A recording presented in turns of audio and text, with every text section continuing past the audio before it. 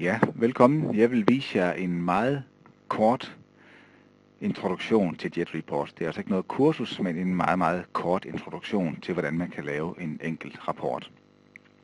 Som I ser på billedet her, så er det Microsoft Excel. Det her er i en version 2010. JetReports kan køre både version 2010 og 2007 og 2003.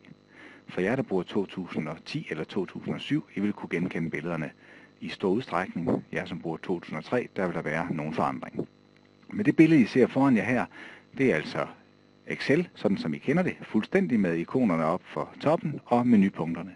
Det eneste, der er forskelligt fra den Excel, I kender det, det er jo den fane Jet, som jeg har talt om tidligere på dagen, og den prøver jeg at klikke på. Så det nye i dag, det er altså, at der er kommet en række ikoner til syne, som er nye for os.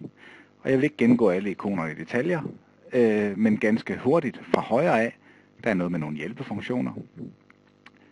Der er nogle indledende programopsætninger, som er det, vi lige skal gøres, inden man overhovedet kan komme i gang med programmet. Og så er der en række sekundære værktøjsfunktioner, blandt andet den med uret, hvor I kan planlægge rapporter, for eksempel skal sendes automatisk. Og så kommer vi til en afdeling, der handler om at skabe rapporter, og der vil jeg invitere jer til at bruge den her tabeldesigneren lige om et øjeblik. Længst ud til venstre har vi de ikoner, der bestemmer, at vi er ved at designe en rapport, eller kører vi rapporten, eller skal vi bare opdatere data i en rapport, der allerede er lavet. Og nogle enkelte ikoner, som jeg heller ikke vil komme ind på i dag. Men vi skal altså starte med fra et nyt Excel-ark og lave en rapport, og til det vil jeg bruge det ene af de værktøjer, vi har til rådighed, nemlig den, der hedder tabeldesigneren. Så begejstret som jeg nu er for produktet, så kan jeg ikke lade være med bare at sige, at den her over, det er den store værktøjskasse. Det er den, hvor man kan lave alle verdens kreative ting. Så nu laver jeg en introduktion med en af de her guide-funktioner, som sætter jeg lidt lettere i gang med at lave rapporterne. Og der starter vi altså i dag, i det her eksempel, med at bruge tabeldesigneren.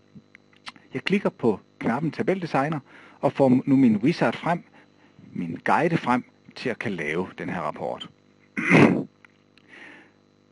Det mine øjne falder på, det er, at jeg har mulighed for at tilføje en tabel. Og jeg klikker på tilføje en tabel, og nu får jeg simpelthen oversigt over alle de tabeller, der findes nede i den her database, som jeg viste om tidligere.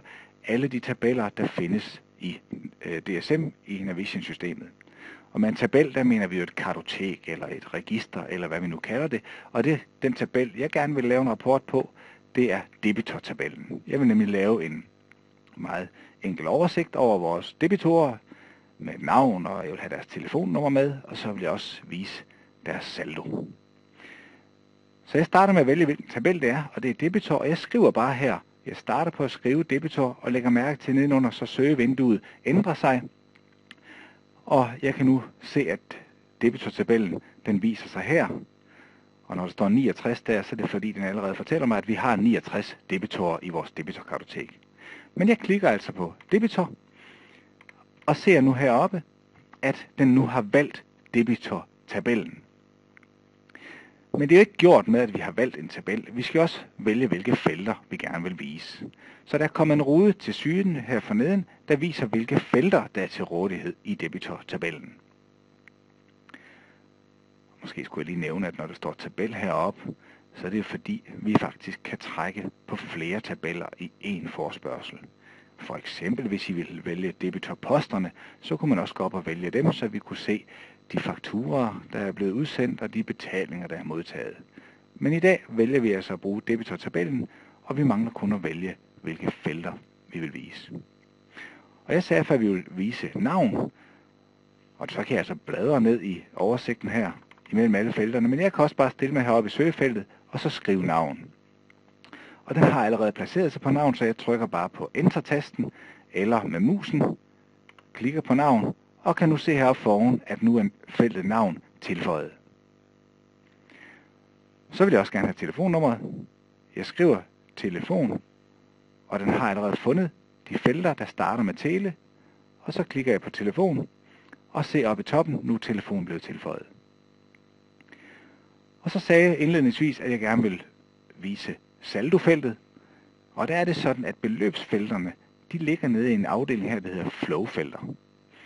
Og her kan vi nemlig vælge alle de felter på debitoren, som har noget med beløb at gøre. Det kunne være, hvad vi har solgt til dem. Det kunne være, hvad vi har haft af avance. Men i det her tilfælde vil vi altså tage saldoen. Vi er interesseret i at se, hvilke debitorer skylder os penge.